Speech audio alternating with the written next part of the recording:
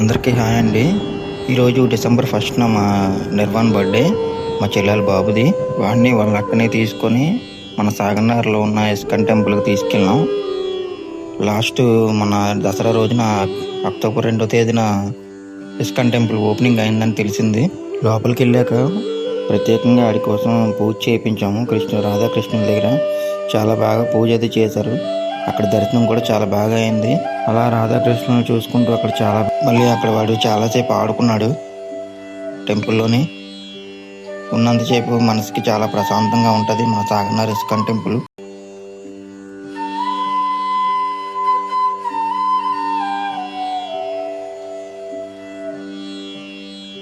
తను అక్కడ ఆడుకుంటూ అలాగా యశోదమ్మ కృష్ణుడిని కట్టేసిన ప్లేస్ ఉన్నది.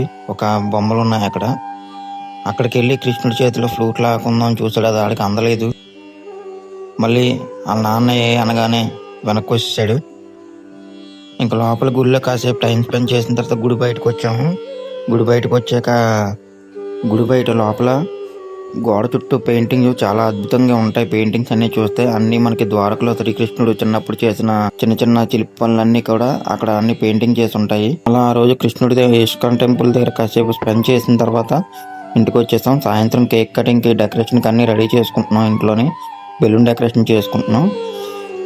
మా చెల్లెలు ఇంటి పక్కన వందన గారు వాళ్ళ మరిది ఇద్దరు కలిపి మాకు చాలా హెల్ప్ చేశారు. వాళ్ళే ఈ డెకరేషన్ పూర్తిగా కంప్లీట్ చేశారు. తర్వాత సాయంత్రం 7 గంటలకి కేక్ కటింగ్ చేస్తాం. చాలా మంది పిల్లలు వచ్చారు.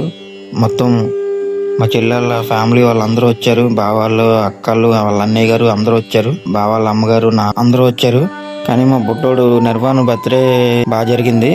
వాళ్ళ అక్కది కూడా అంత బాగా అవ్వలేదు. కానీ వాళ్ళ అక్క బర్త్డే కన్నా ఆడ బర్త్డే బాగా జరిగింది. First birthday. ఇంకా మా నిర్వాణ్ గారి బర్త్డేకి అయితే అనుకున్న టైంకి అన్ని ఒకటి అలా కుదిరాయి. చాలా బాగా సెలబ్రేట్ చేసుకున్నాం బర్త్డే. కేక్ కటింగ్ అవగానే అందరూ క్లాప్స్ కొడుతుంటే భయపడ్డాడు కొంచెం. మరి నిర్వాణ్ వాళ్ళ చిన్నత్త పెద్దత్త అయితే అచ్చం వాళ్ళ డాడీలా ఉంటారని చెప్పేసి నీ డాడీ అని పిలుస్తారు. కానీ మనకున్న బడ్జెట్ లో బర్త్డేని చాలా బాగా సెలబ్రేట్ చేసుకున్నాము. చాలా అంటే చాలా హ్యాపీగా చేసుకున్నాం ఆ రోజు బర్త్డేని. కానీ ఆడికి కెమెరాతో ఒక్క ఫోటో తీద్దాం, ఒక్క ఫోటోకి సరైన పోజు దొరకలేదు ఆడిది. మరి వాళ్ళ అక్క బర్త్డేకి అయితే ఫోటో షూట్ కార్డులకి తీసుకెళ్ళాము. మార్నింగ్ టెంపుల్కి తీసుకెళ్ళి అక్కడ గుడి దగ్గర ఫోటోలు అయితే తీసాము. వాళ్ళ అక్క బర్త్డేకి. వీడి బర్త్డేకి అంత టైం దొరకలేదు మాకు. సో ఆ రోజు వర్షం కూడా పడింది. లైట్గా మబ్బు వేసింది. తుఫాన్ పడుతుంది అన్నారు. ఎక్కడ వర్షంకి దొరికేస్తామని చెప్పేసి త్వరగా ఇంటికి వచ్చేసాము. సో మొత్తానికి అలా జరిగింది బర్త్డే. వీడి బర్త్డే అయితే చాలా బాగా సెలబ్రేషన్ చేసుకున్నాం. కానీ వీడికి ఫోటో షూట్ సరిగ్గా చేయలేకపోయాము. సో ఇంటికి వచ్చిన తర్వాత ఒక 2-3 ఫొటోస్ లైట్గా తీసాను భోజనం చేసేటప్పుడు. అవే బాగా వచ్చాయి కొంచెం. అవి అందులోని ఫోటో మెన్షన్ చేశాను చూడండి. చాలా బాగుంటాయి. 2 ఫొటోసే కానీ చాలా బాగుంటాయి. 2 చాలా క్యూట్గా ఉంటాయి. కేక్ కటింగ్ చేసినప్పుడు ఫోటో తీసాను. అదొకటి బాగా వచ్చింది. దాని తర్వాత మధ్యాహ్నం ఇంట్లో పరిగెడుతుంటే అప్పుడు ఒకటి తీశాను. అది కూడా చాలా బాగుంటుంది. అదే లాస్ట్ ఫోటో.